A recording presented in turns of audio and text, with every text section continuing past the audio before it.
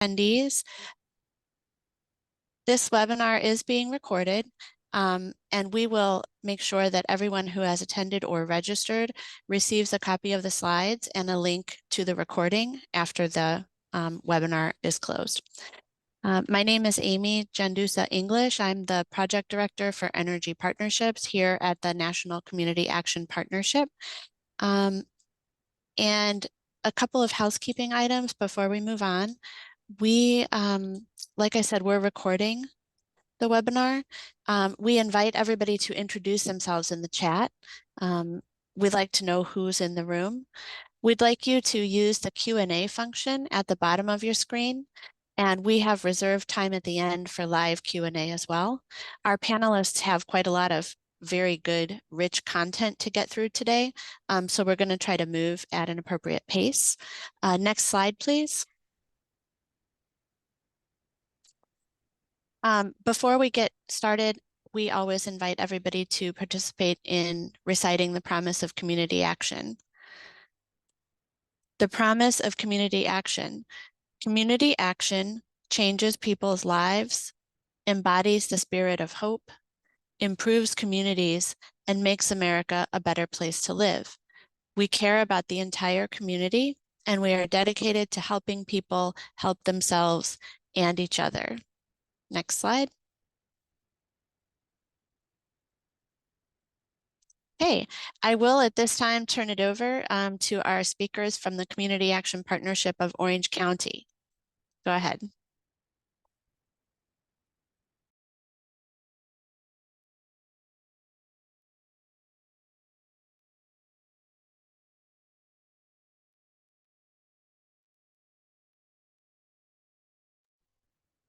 Speakers, you may need to unmute.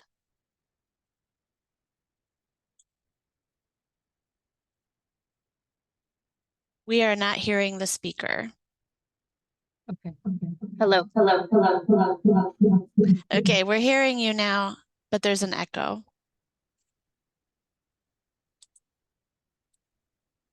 Sorry, this is. That is okay. Our presenters are working from a brand new conference room setup, so if everyone would bear with us just for a moment. As a matter of fact, Emily, maybe we could can we pause the recording? Great question, and we will find out. Beautiful. There you go. All right, we can see your slides and we can hear your voice. So thanks to the audience for your patience. We'll move ahead.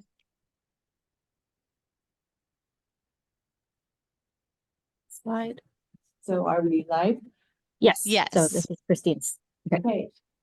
Good morning, and thank you everyone for your patience. We have a brand new conference room with fancy camera, fancy speakers, and we have an IT person who was not in today. So we had extra special challenges, but we are really happy to be here today to share leveraging weatherization assessments with prescriptive Medicaid funding streams for healthy homes. My name is Christine Baginski, and I am the Director of Energy and Environmental Services at Community Action Partnerships of Orange County. We too were born out of the war on poverty. CalOptima has been combating poverty and advocating for change since 1965. Our president and CEO is Gregory C. Scott. We are a private, nonprofit organization with a $36 million annual budget. We have 140 employees, and we're located in the city of Garden Grove, California. We serve all of Orange County, and this includes 34 cities and large unincorporated area. The presenters today will include Curtis Gibbs, our agency planning director, Sylvia Dang, our energy training manager, Keneal Rouse, our field superintendent, Maribel Saravia, a senior program manager with our Medicaid services, and Marisol Calderon, a Medicaid program assistant. Now, a little bit about Orange County and the myths around Orange County. In the top left-hand corner, you can see the happiest place on earth, otherwise known as Disneyland. Disneyland is the largest employer here in Orange County, followed by the University of California at Irvine. In the right-hand corner, you see a picture of the high-end retail South Coast Plaza. They had a record sales in excess of $2 billion in 2021, reinforcing its position as the most successful retail institution in North America. In the left-hand bottom corner, you see 42 miles or portion of 42 miles of our lovely sandy coastline. LA is to the north of us and San Diego is to the south. Right-hand corner, you see an example of some of the palatial homes that are sold here in Orange County. But if you turn from the ocean and you enter Orange County, what you see is many homeless encampments. And these are photos from my car just on the way to work a few days ago. These photos show just how pervasive the homelessness is here. And you can find this in most of 34 cities in Orange County. And then finally, just a couple of statistics about Orange County. The population is 3.1 million. We're the third populous county in California. We're just behind Los Angeles, the highest populous county, and San Diego. We're also the sixth most populous county in the entire United States. Our median household income is $100,000. The cost of living in Orange County is 52% higher than the national average. Our median single-family home is $1.27 million versus $836,000 across the entire state of California. 30% of our residents in Orange County are foreign-born. We have a large Hispanic population and the largest Vietnamese diaspora outside of Vietnam. Our unemployment rate is 3.2%, but our poverty rate is 10%, meaning that many low-income residents are underemployed and need to work several jobs to meet needs. Our average household income for our LIHEAP program was just under $20,000 last year. Only 5% of the eligible population receive assistance. The number of households we served was 7,582 that were assisted with LIHEAP utility assistance. For now, I'm going to hand this over to Curtis Gibbs, who's going to tell you just a brief update on our programs. So again, I'm the Director of Planning and Business Development. The planning team, we do the Community Action Plan and our Community Needs Assessment. And actually our team put together a theory of change. And what you're seeing kind of groups are programs around immediate needs and empowering communities, which is kind of how our theory of change is set on up. Our theory of change, we kind of modeled it after the national theory of change and developed one of our own. So in immediate needs, you can see many of our programs that we have been running. During the pandemic, the rental assistance was extremely important. We actually own 7 units of transitional housing, supportive housing, of which some of the programs we're talking about today, the participants have ended up in there. Again, this presentation overall is coming from our Energy and Environment Unit, which runs our LIHEAP program. And you can see there the number of LIHEAP applications we actually did over the last year. Many people in Orange County recognize CAP-OC through our food bank trucks, or OC food bank trucks. And during the pandemic, we delivered almost 60 million pounds of food, and it has been going down, and we're approximately 26.5 million pounds the past year. So one of our other programs, we're one of the largest diaper banks in the United States, and we have been very fortunate to receive state funding over the last couple of years for it. We run an emergency crisis prevention program, our assistance out of our energy unit, and which is also one of the services that many on this call provide. The emergency crisis helps deal with broken water heaters, ACs for vulnerable populations. And then every year we run provide a tax assistance. And then empowering communities are longer term programs. One of the things I want to bring to one's attention on that is that we run an apprenticeship program for our weatherization over the last several years, which has been very successful. And we know how important it is to have skilled staff that can do weatherization. So we have to develop our own, since it's very thin on the numbers in the marketplace, being able to hire it itself.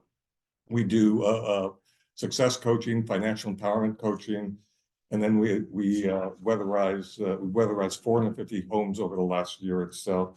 And another one of our pet projects is our giving farm at Westminster High School, about 2 miles away. And on this 8-acre farm, we're producing produce that comes into our food bank for distribution. So Christine and I, we've talked for many years as to we felt that we could harness medical payments, be able to make it work with our weatherization program. And so on the very top one there, you can see what we actually saw that took place in with Duke Energy and Anthem Blue Cross, and that was just a pilot program. But we saw the medical payments come on through, and they were able to go upstream with social determinants of health to try and deal with the medical issues. So that was kind of our inspiration. And then Christine and I saw that the American Council for Energy Efficient Economy was running healthy homes training in New Orleans. And this happened to be just before the pandemic. And so I went off to the training. And after training, I heard some of the participants talking about being able to get waivers from the Health and Human Services for on Medicaid, and being able to start some innovative programs. And little did I know that back in California, that the state of California was actually looking at this and trying to figure this stuff out. Again, as part of my duties as for business development, and then Christine and I, we saw this opportunity to go after the whole person care opportunity for the County of Orange. They've been running it for a number of years, and we thought that this was an interesting opportunity to get on in and be able to work with the homeless and put them into permanent housing. So we submitted, and we were successful. And then when Maribel Sarabia comes on, she can kind of talk one through as to what happened from the time we actually were put under a contract itself. And you can kind of see on the very bottom as to the whole transition as to us taking on CalAIM and the community supports. Next slide.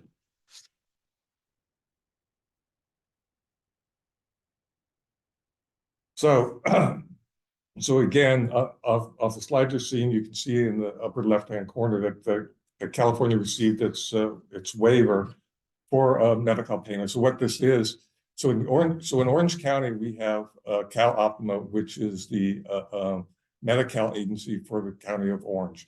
And so when under the CalAIM program, what was previously the whole person care with the County of Orange, it moved over to the Medi-Cal agency. And that's when we started to sign contracts and understand what we were going to do relative to the 14 community supports. And then we also had an opportunity with CalOptima. We made it known that we wanted to do enhanced care management, which is another program of which over the last 6 months, we went through training for that. And we just started being able to offer that service. And again, when Maribel has a chance to speak, you can speak to that along with some of the details on 2 of our community supports on housing navigation and sustainability. Next slide.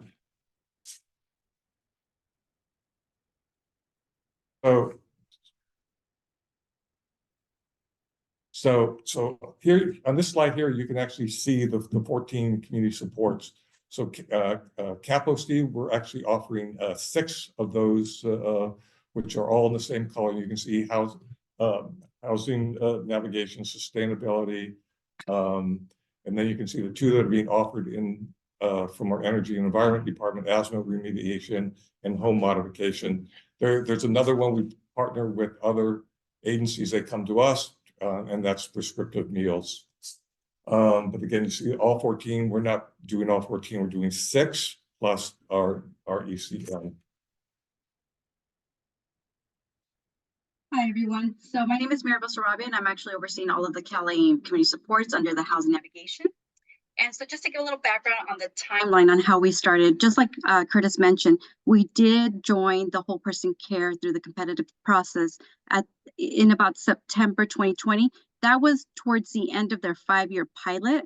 And so they actually extended it 1 more year. So we were just joining on towards the tail end of the contract. At that time, we started with the manager and a housing navigator, because our caseload at that time was very, very small. It was about 8. And we really focused on those that were homeless and had some chronic conditions. And so we were trying to place them with mainstream vouchers, which were very specific to that population. In July of 2021, we did receive a very long list of individuals that were homeless that we were able to contact to see if they wanted to apply for emergency housing vouchers. That's when those became available, and we were able to increase our caseload. And at that point, we increased to 30.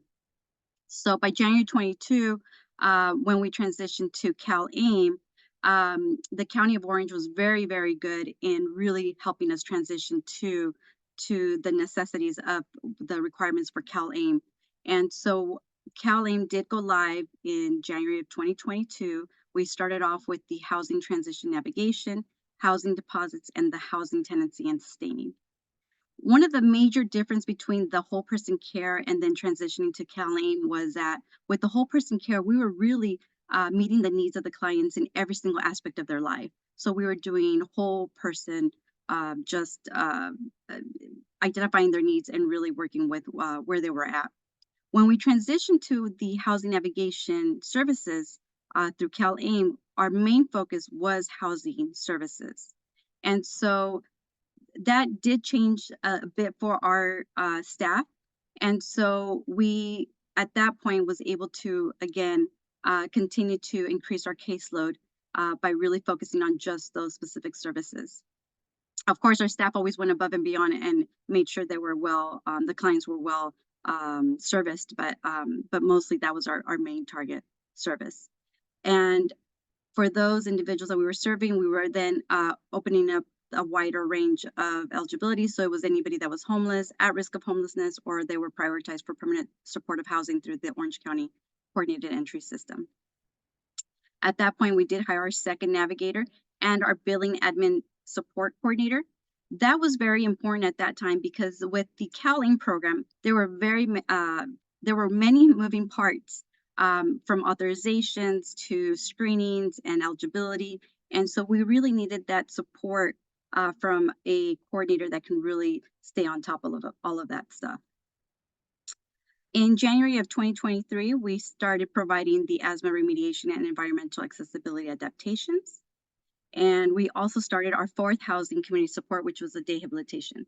This allowed us to provide social skills to our clients that were currently homeless or had been placed. So many of them going back to mainstream society, they needed to learn how to ride transportation, maybe know how to cook, how to advocate for services. And so that really gave us the ability to start doing that.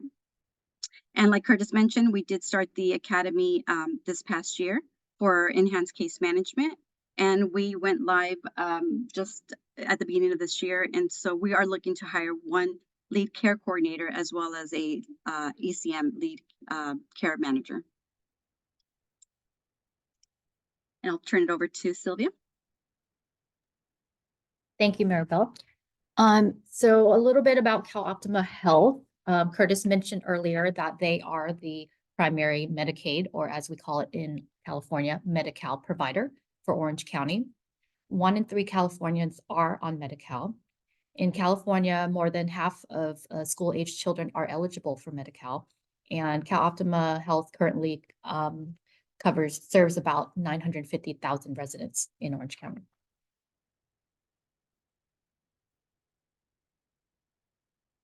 Okay, so a little bit about our partnership and the whole process. So our Energy and Environmental Services Department here has adapted our weatherization process to deliver the 2 home modification programs, which are asthma remediation and environmental accessibility adaptations, or EAA. CalOptima Health had expressed that they were impressed with our rigorous assessment process, and wanted to, this was kind of like a perfect opportunity for us to work with them.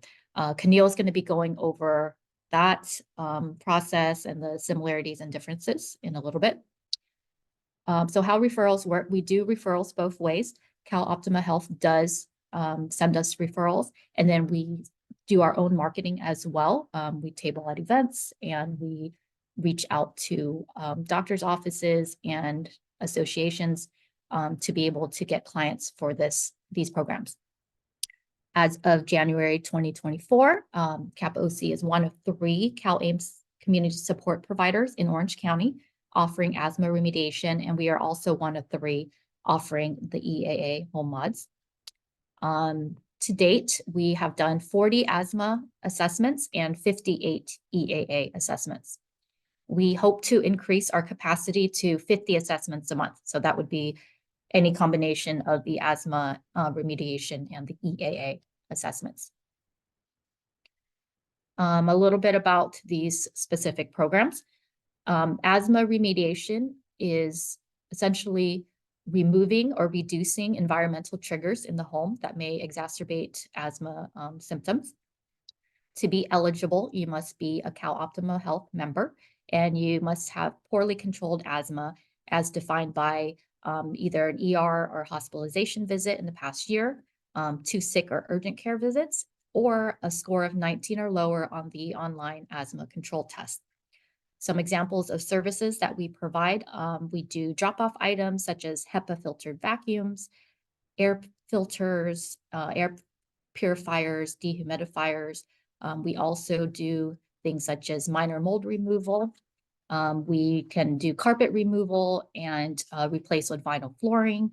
We've also removed like fabric curtains that really attract dust, and replaced it with vinyl blinds.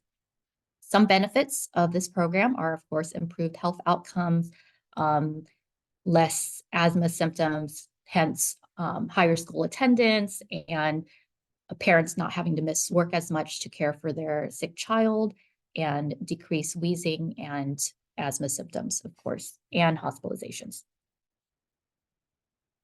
For our environmental accessibility adaptations, EAA program, what that is are creating measures in the home that keep the client at home and out of institutions. So if either CAP-OC nor another agency, if we weren't able to come in and make these, provide these measures, then the client may have to be in an institution. They are meant to make mobility easier for clients. There's a note here that they are not ADA compliant. It's really just a convenience for the client to be able to be safe and comfortable in their home. Eligibility, again, they have to be a CalOptima Health member, and they have to have a medical diagnosis that limits their mobility somehow. So it can be any medical diagnosis. Examples of services are installing ramps or wheelchairs to enter the home, grab bars, making bathrooms and showers more wheelchair accessible, installing stair lifts, widening doorways or creating new doorways for wheelchairs to enter rooms, anything that's more of a permanent modification to the home. Benefits of this are, of course, decrease in falls, just more comfort, safety, more independence for the client to be able to move around their home, and some cost savings in Medicaid per member. Next, I'm going to hand it over to Keneal to talk about our weatherization process and how we adapted it. Thank you, Sylvia. So we adapted our weatherization process. Like Sylvia said, CalOptima was impressed with our assessment process. So we adapted the CalOptima process to closer mirror the weatherization. The CalOptima assessment was originally about 6 pages of yes or no questions that we would ask the client. And we felt this is a process that we could improve on. By using our experienced weatherization assessors to look through the home, as well as interview the client, we were able to produce a more accurate asthma assessment. And that's not something we would have been able to do by just asking yes or no questions. And since we already have a trained professional in the home conducting an asthma or EA assessment, during that time, the inspector is checking the home to see if the clients could benefit from weatherization. This highlights the difference in the two programs. In weatherization, we service the home. In CalOptima, we service the participants. So that brings us to software needs. You know, all programs, you need software, but why reinvent the wheel? We are currently using ServTrack. In ServTrack, we're able to track the jobs, enter job notes, and assign the statuses. We also use Apricot 360 for an agency-wide client management, but there's also Shaw, Hancock, and Cap 60 out there. But in ServTrack, we're able to create custom statuses and assign the statuses to reflect what stage of production the job is in and what type of job it is. CalOptima has a lot of moving parts and requires more statuses in your regular weatherization jobs. You add statuses like primary care physician approvals, CalOptima approvals, and homeowner approvals, etc. More statuses equal more steps equal more time consuming, but in the end, we find that it does pay off. We also use CalOptima Connect. This is a portal provided by CalOptima to manage the client accounts. We use it to view referrals and to view approvals, as well as to submit requests. Our assessment process, Community Action Partnership of Orange County is a subcontractor model agency, so we use subcontractors for all our installation. Part of our process is to have our subcontractors meet us at the client's homes for the assessment. We do this to not only speed up the process, but it does limit the amount of trips to the client's home. It also gives the subcontractor time to start preparing the bed while they wait for the work order. Homeowner approvals for the home modifications, just like in weatherization. Doesn't matter if the modification is an environmental accessibility adaptation or an asthma remediation. Pre and post approval is required due to the mod. The mods are a permanent installation to the home. And this is another difference between the weatherization and CalOptima, is their approvals. For weatherization, owner of rental properties can sign off on the weatherization before the assessment is conducted. CalOptima, owner or property manager approval is required after the assessment. Now for job sign-off through weatherization, the tenant is able to sign off on the work completed. Through CalOptima, the owner of the property management needs to sign the notice of completion. This is one of the issues that we'll cover later in this presentation. And this also has an educational requirement, just like weatherization, education needs to be delivered. For weatherization, we deliver education on lead, asbestos, radon, as well as the weatherization measures installed. And this is done by our outreach as well as our crew. For asthma remediation, we deliver education on how to use the products, as well as how to use any equipment. These are normally done by the manufacturer's suggestions. We also provide education on common triggers on how to avoid them, as well as information on how to report abuse and neglect. For the environmental accessibility adaptations, they're pretty self-explanatory. There's not a lot of education that's involved unless you're able to install a motorized lift. In that case, you need to provide education on how to upkeep and service those lifts to the client.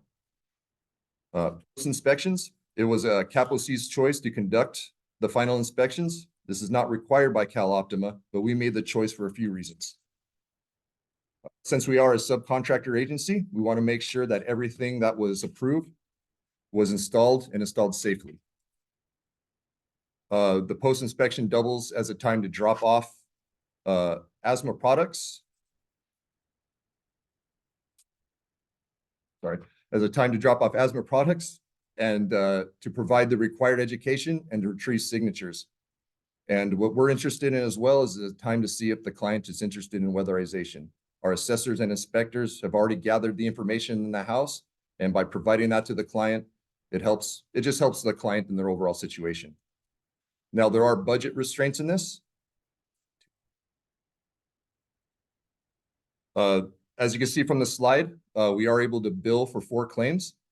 Our asthma assessment and our home mod assessment, we are both able to be reimbursed $720. This will be different per contract to contract. This fee covers our time on the job, as well as the office work needed to track these jobs and move them along. For our asthma home modification and our EEA home modification, that's at $7,500 each. Now, some jobs might end up being assessment only. and this is due to a client moves, and this is a one-time servant, unfortunate client passing, clients change their mind, or the homeowner declines. These are all situations that will come up, but we're still allowed to bill for our assessments. The $7,500 benefit for the asthma and the home mod can be multiplied if multiple people in the home have CalOptima and have a diagnosis for asthma or mobility issues. Next slide. Like all new programs, this new program is not without its own challenges. What are the common challenges is over budget. The cost of material and labor has drastically risen over the last few years. So to combat that, we have to work closely with the client, the homeowner, and the subcontractor to prioritize the client's needs because we want to offer the biggest bang for the buck. We're also able to refer them to weatherization or weatherization readiness funds if DOE is feasible. We've run into out of the scope of the program. Sometimes the needs are equipment like chairs, walkers, wheelchairs, etc. Now, these are not permanent home modifications, so they are not covered by CalOptima. We are able to refer the client to durable medical equipment for any of their equipment needs. And this is a program or an agency that can provide them with the needed chairs, walkers, bath chairs, other items like that. Or we can refer them to weatherization or for weatherization readiness funds if they are DOE feasible. This is where an experienced assessor comes into play. I'd like to give you an example of a EAA client assessment. This participant was paralyzed from the chest down, and he lives in a single-family home. He is a large man in a motorized wheelchair. The combined weight of the participant and the wheelchair have damaged the tracks of the sliding glass door, which are his main egress into the back of the home. The participant nor the caregiver can close the sliding glass door all the way, causing a catastrophic leak and safety hazard. His home EEA needed bedroom and bathroom door widening, as well as electrical outlet relocation and bathroom modifications. If the sliding glass door was addressed through CalOptima program solely, the client would miss out on other needed home modifications due to budget restrictions. An experienced weatherization assessor can recognize that the sliding glass door condition meets replacement criteria and refer the client to weatherization, saving more home mod for the client through CalOptima. Another example is a client with severe asthma who lived in a multifamily apartment unit. They have a whole apartment hoarding issue, and their overall needs are beyond the scope of the program. Things like carpet removal throughout the apartment and vinyl floor installation, hoarding removal and storage, ventilation improvements, and mold remediation. All that work really drove the cost of the work way beyond the max amount. So instead of walking away, we worked with the client and CalOptima and made the decision to prioritize one room, her bedroom. We were able to provide carpet removal and vinyl floor installation for her bedroom, air filtration for her bedroom, asthma-friendly bedding, as well as asthma-friendly cleaning supplies, and replace her cloth drapes with vinyl shades. Now, this was still a benefit to the client because now they have one room in the house that's not going to make them sick. Homeowners hesitation is something that we've run into a lot since these are permanent modifications that are not removed when the participant moves.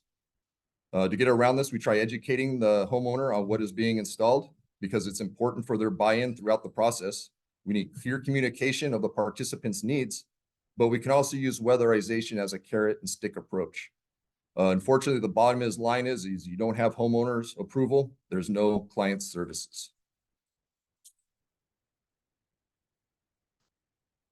Okay, doctor's notes and homeowners authorization. This is a true bottleneck, and rarely do we receive a swift response from either. We have designated 2 program support positions to conduct multiple calls and emails to homeowners and doctor's office. We utilize certified mail.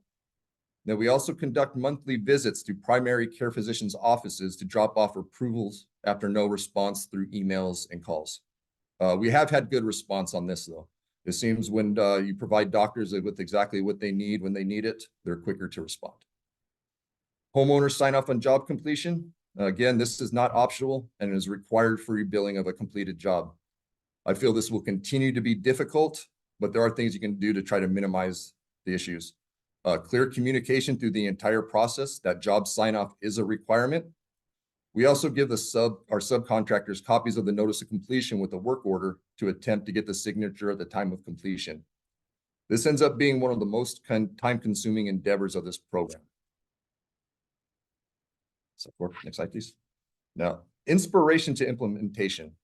Now, our intent was to combine our CalOptima services with our state and federal weatherization programs. Because in the end, if we can provide our clients with a full home modification through CalOptima at $7,500, weatherization readiness funds if the home qualifies for DOE at $13,000, we could potentially provide the client with $20,000 of benefits before the home is even weatherized.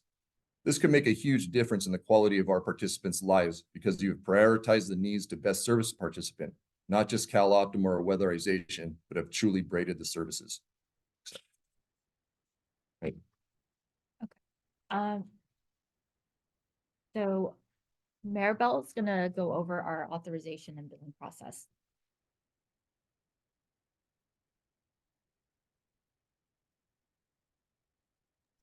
Sorry about that. So with our authorization and billing process, we, like Sylvia mentioned, we do get referrals from CalOptima Connect. That is through healthcare providers, as well as self-referrals. Once we get those referrals, we need to submit for authorization if they do qualify for our service. And so for the EAA as well as the asthma, there are 2 authorizations needed, one for the assessment and then one for the actual home modifications. Once a service is provided, we submit a claim through CalOptima Connect, and we are able then to submit the invoice to get paid. Once we receive the payment, and actually before that, we also create an internal invoice into our finance department so they have an understanding of how much money we are billing for and also what we should be receiving. And once we receive an email saying that payment has been sent to us, we are able to go into Instamet. It's a different portal that was provided by CalOptima for us to be able to view who's received payment, how much, or if there was any denials and the reason for that. So that gives us a really good opportunity to reconciliate any of our existing claims. And if you go on to the next slide. So I do want to talk a little bit more about CalOptima Connect. We've actually mentioned CalOptima Connect throughout our presentation. And so this is what's unique to Orange County. So when we first started with whole person care, they were actually using the same type of portal. And we were able to, again, to view the eligibility of the clients. We were able to look and document any case notes in there. And so it really provided a portal for us to be able to put all of our information into this portal. And so some of the features for CalOptima Connect includes that we are able to receive referrals for ECM as well as community supports. We are able to have secure messaging with healthcare providers as well as those that are referring clients to us. We are able to submit the authorizations and see the status of those authorizations. And most importantly, we're able to invoice for our service. Many other organizations use other clearinghouses to submit claims. However, CalOptima Connect has given this this option as well. And so it's just nice to be able to use just one portal to be able to do all these different things. And then also it does have a special feature where we're able to see the care plan to see if there's any other members already assigned with another provider. That's very, very important in the process because a lot of the times health networks will submit a request to multiple different providers to see who takes them on. And so this gives us the opportunity to accept the referral. And once they're accepted, then no one else is able to then service that same client. So here we have two screenshots of what CalOptima Connect looks like. I know it's really, really small, but I did want to highlight a few things. The first screenshot will show you when referrals come in. The most important thing there is that it tells us what the need is. We have 6 community supports and ECM within our organization, so it's really important for us to be able to quickly see which service belongs to which department. In addition to that, we're also able to see the inbox, which is just like in an email account. therefore, we're able to message the providers and be able to communicate if we're not able to connect with the client, if they have special requests and so forth. We're able to see that in the inbox as well. On the second screenshot, you will be able to see a specific profile of a client, and it has different categories. The most important there is that you're able to see the authorizations, you're able to see the tasks, you're able to see messaging. On the right-hand side, it tells you what services they're enrolled in. And then also, it just gives you an opportunity to go in specifically like into the authorization section. You can go in there and see what billings have been submitted already. One of the other things that I wanted to highlight also is that from the beginning with CalOptima, we first had to, when we first started with the program, we had to communicate with the 8-9 different health networks and get authorization from each network for each client, depending on which one they belong to. Now, what CalOptima Connect has done is that we only go through this portal to connect, to request an authorization. So now we make a request to CalOptima Health, and it's streamlined where they're providing the referrals, the authorizations, and the approvals, and also submitting the claims to one health network. And I'll turn it over to Sylvia. Thank you, Maribel. So next we're gonna go over a few success stories. Marisol will be speaking to that.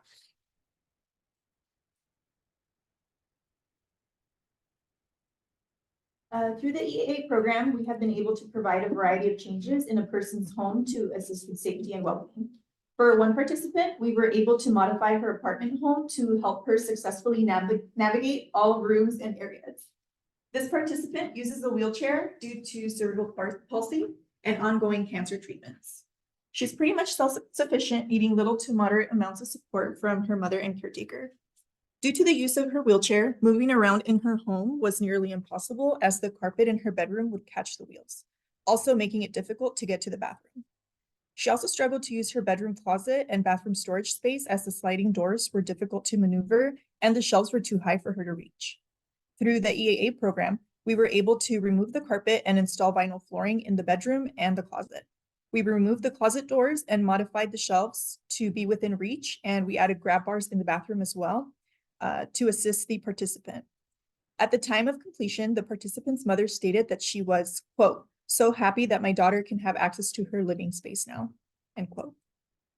For one of our asthma remediation participants, we completed the home assessment, and our assessing team, along with the participant's parent, produced a priority list that included home modifications and asthma-friendly products. After months of trying to get the property owner to sign off on the home mods, they agreed to take care of those measures on their own. The participant's parent, however, was still interested in receiving the asthma products through the CalOptima program. We supplied the participant with 61 total items, including air purifiers, a new HEPA vacuum, an air quality monitor for their home, and a variety of asthma-friendly cleaning products and supplies. The participant's mother was pleased with the help we provided, as well as the encouragement management received to make a change in her home to help control her child's asthma symptoms. Through the EAA program, we helped a participant who needed mobility assistance in her home due to dementia, knee replacement surgery and recovery, and other health problems that impaired her ability to use her home environment safely. Her daughter was in constant contact with us, providing information and forms that were needed to get the modifications completed in a timely manner. The participant had already suffered from several falls in the bathroom and shower, and her daughter expressed concerns about this continuing to happen, especially in other areas of the two-story home. Our assessors suggested safety rails and grab bars in the bathroom and shower, and even a safety gate at the top of the stairs to provide extra security. Other small measures were incorporated to facilitate health and safety for this participant in the home, such as smoke alarms and CO2 monitors. The participant and her family felt more comfortable about safely accessing the home once the modifications were completed.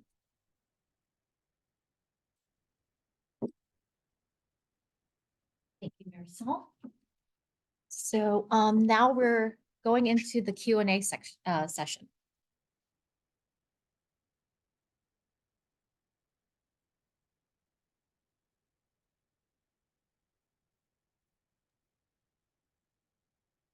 Yeah, I'm not seeing any questions posted in the Q&A. And let's check the chat as well. Did anybody post any questions in the chat? So, Is there anybody in our audience that would like to raise their hand? You can use the raise hand function.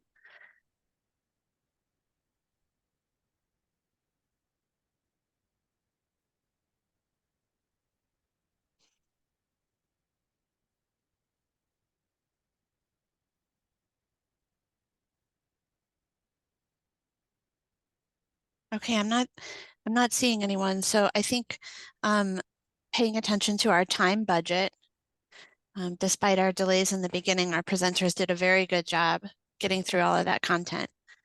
Thank you, Laura. So do you have any closing remarks that you'd like to leave us with, CAP-OC team?